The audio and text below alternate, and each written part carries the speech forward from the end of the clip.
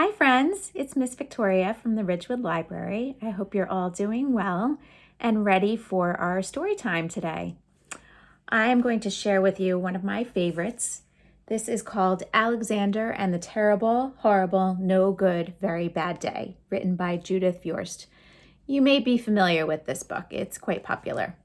And it's been around for a long time. It's almost 50 years old. It's almost its 50th anniversary from the time it was written in 1972. Hard to believe. Anyway, I think it's still enjoyable, as enjoyable today as it was when it was first written. So let's read together.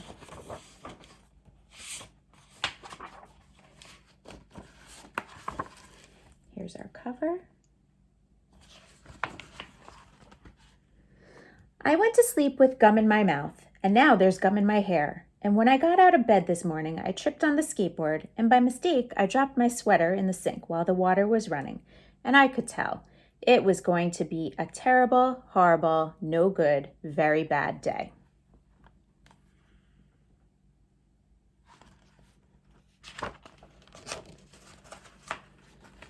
At breakfast, Anthony found a Corvette Stingray car kit in his breakfast cereal box, and Nick found a junior undercover agent code ring in his breakfast cereal box. But in my breakfast cereal box, all I found was breakfast cereal.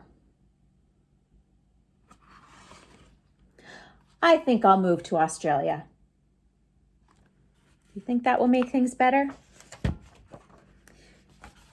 In the carpool, Mrs. Gibson let Becky have a seat by the window. Audrey and Elliot got seats by the window, too.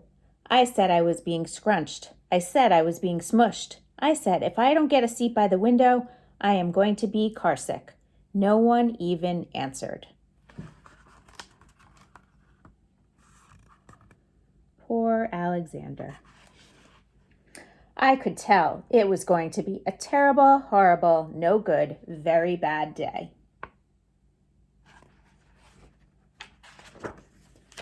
At school, Mrs. Dickens liked Paul's picture of the sailboat better than my picture of the invisible castle. At singing time, she said I sang too loud. At counting time, she said I left out 16. Who needs 16? I could tell it was going to be a terrible, horrible, no good, very bad day.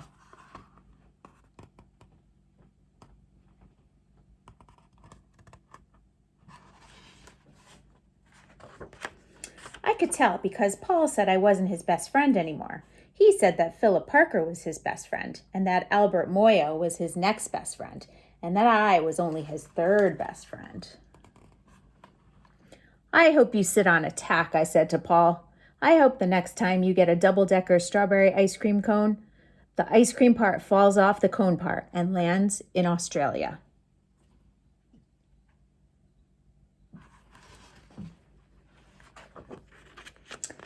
There were 2 cupcakes in Philip Parker's lunch bag, and Albert got a Hershey bar with almonds, and Paul's mother gave him a piece of jelly roll that had little coconut sprinkles on the top.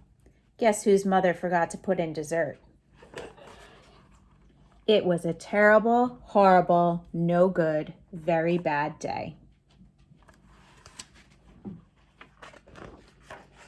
That's what it was, because after school, my mom took us all to the dentist, and Dr. Fields found a cavity just in me. Come back next week and I'll fix it, said Dr. Fields. Next week, I said, I'm going to Australia.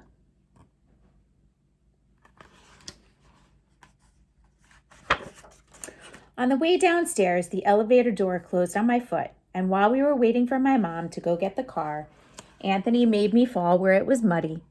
And then when I started crying because of the mud, Nick said I was a crybaby. And what else could possibly happen to poor Alexander? Well, while I was punching Nick for saying crybaby, my mom came back with the car and scolded me for being muddy and fighting. I am having a terrible, horrible, no good, very bad day. I told everybody. No one even answered.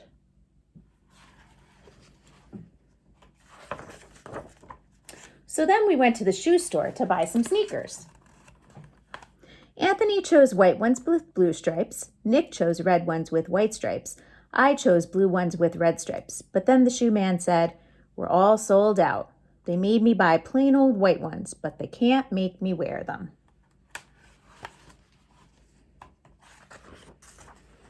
When we picked up my dad at his office, he said I couldn't play with his copying machine, but I forgot. He also said to watch out for the books on his desk, and I was careful as could be except for my elbows. He also said don't fool around with the phone, but I think I called Australia.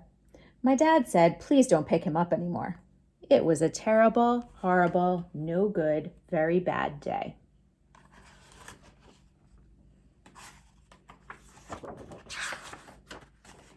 There were lima beans for dinner, and I hate limas. There was kissing on TV, and I hate kissing.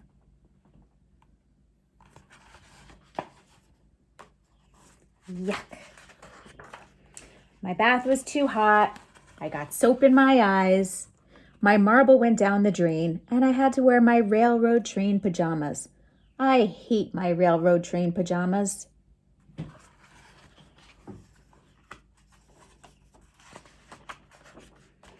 When I went to bed, Nick took back the pillow he said I could keep, and the Mickey Mouse nightlight burned out, and I bit my tongue. The cat wants to sleep with Anthony, not with me. It has been a terrible, horrible, no good, very bad day. My mom says some days are like that.